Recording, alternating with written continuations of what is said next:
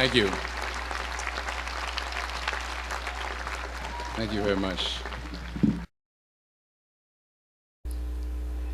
I found that nothing in life is worthwhile unless you take risks. Nothing. Nelson Mandela said, "There is no passion to be found playing small and settling for a life that's less than the one you're capable of living."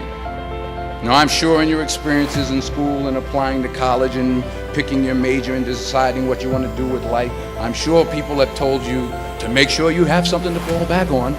Make sure you got something to fall back on, honey. But I never understood that concept, having something to fall back on. If I'm going to fall, I don't want to fall back on anything except my faith.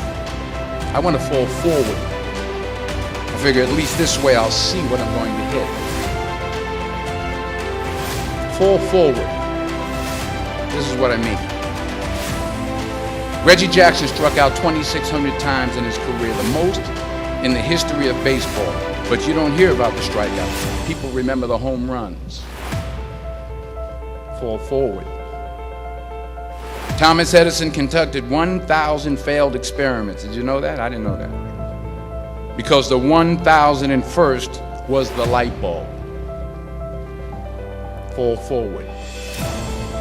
Every failed experiment is one step closer to success. You've got to take risks, and I'm sure you've probably heard that before, but I want to talk to you about why that's so important. I got 3 reasons, and then you can pick up your iPhones. First, you will fail at some point in your life. Accept it. You will lose. You will embarrass yourself. You will suck at something. There's no doubt about it. And I know that's probably not a traditional message for a graduation ceremony, but hey, I'm telling you, embrace it, because it's inevitable. And I should know. In the acting business, you fail all the time. Early on in my career, I auditioned for a part in a Broadway musical. But the next part of the audition, he called me back. The next part of the audition is the acting part of the audition. So I'm like, hey, okay, maybe I can't sing, but I know I can act. So they pair me with this guy, and again, I didn't know about musical theater. And musical theater is big, so they can reach everyone all the way in the back of the stadium.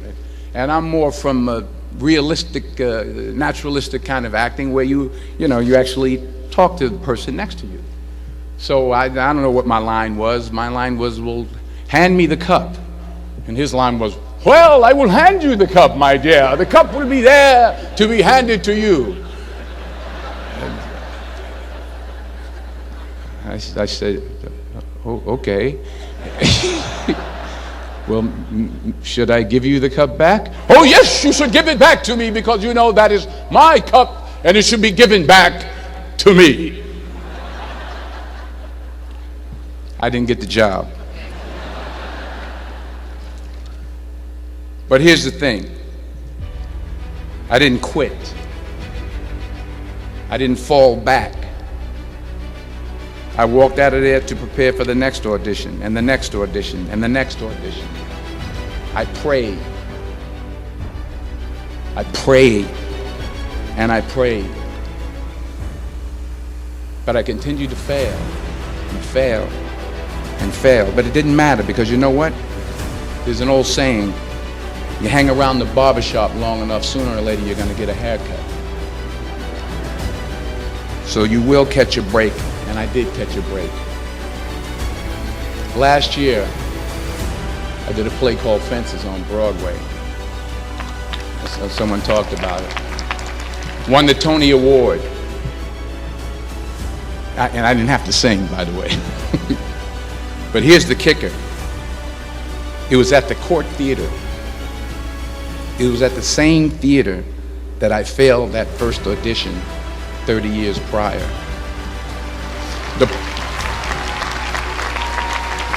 The point is, and I'll pick up the pace, the point is every graduate here today has the training and the talent to succeed.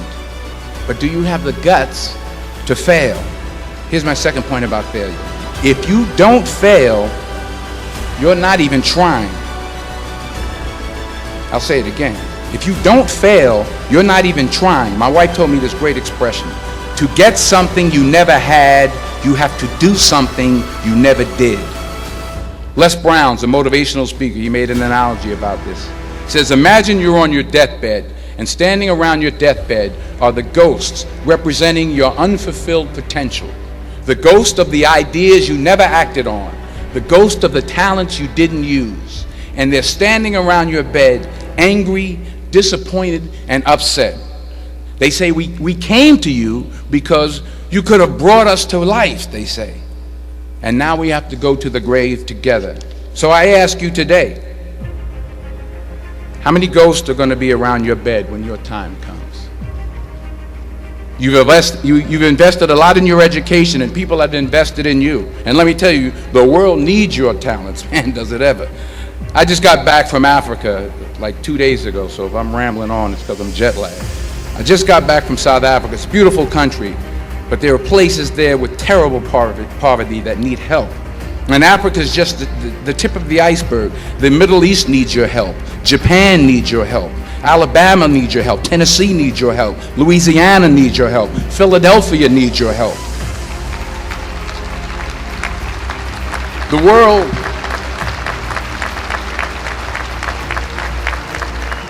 world needs a lot, and we need it from you. We really do. We need it from you young people. I mean, I'm not speaking for the rest of us up here, but I know I'm getting a little grayer. We need it from you, the young people, because remember this. So you got to get out there.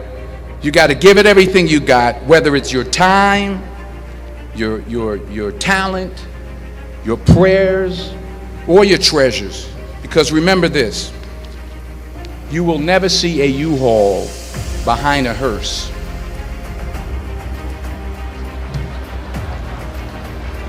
I'll say it again. You will never see a U-Haul behind a hearse. You can't take it with you. The Egyptians tried it, and all they got was robbed. So the question is, what are you going to do with what you have? I'm not talking about how much you have. Some of you are business majors, some of you are theologians, nurses, sociologists. Some of you have money, some of you have patience, some of you have kindness, some of you have love, some of you have the gift of long suffering. Whatever it is, whatever your gift is, what are you going to do with what you have?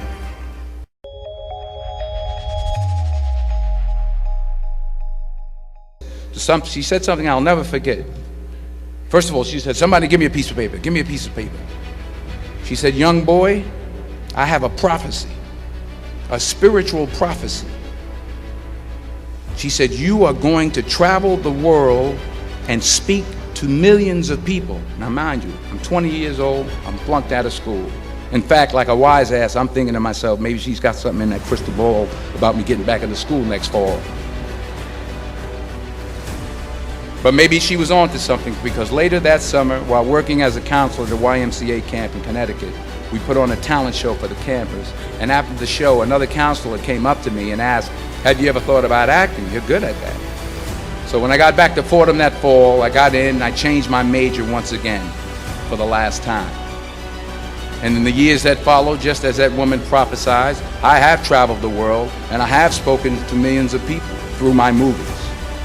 Millions who up till this day couldn't see me, who up till this day I couldn't see while I was talking to them, and they couldn't see me, they could only see the movie. They couldn't see the real me. But I see you today, and I'm encouraged by what I see, and I'm strengthened by what I see, and I love what I see.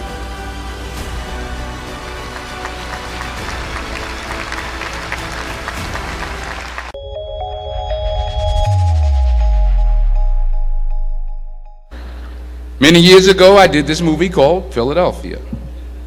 We filmed some of the scenes right here on campus. Philadelphia came out in 1993. Most of you were probably still in diapers. Some of the professors too. But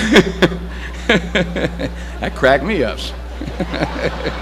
But it was a good movie. Rent it on, what do you call it, Netflix. It's a good movie. Rent it. I get 23 cents every time you rent it. Please, rent it. True. Parents up there, rent it. Netflix, please. Tell your friends too. It's about a man played by Tom Hanks who's fired from his law firm because he has AIDS. He wants to sue the firm, but no one's willing to represent him until a homophobic ambulance chaser lawyer, played by yours truly, takes on the case. In a way, if you watch the movie, you'll see everything I'm talking about today. You'll see what I mean about taking risk or being willing to fail. Because taking risk is not just about going for a job. It's also about knowing what you know and what you don't know. It's about being open to people and to ideas. In the course of the film, the character I play begins to take small steps, small risks. He very, very, very slowly begins to overcome his fears. And I feel ultimately his heart becomes flooded with love. And I can't think of a better message as we send you off today.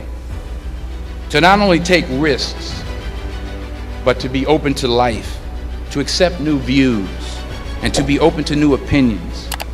To be willing to speak at a commencement at one of the best universities in the country, even though you're scared stiff. While it may be frightening, it will also be rewarding. Because the chances you take, the people you meet, the people you love, the faith that you have, that's what's going to define you. Never be discouraged. Never hold back. Give everything you got. And when you fall throughout life, and maybe even tonight after a few many glasses of champagne, remember this: fall forward. Congratulations. I love you. God bless you. I respect you.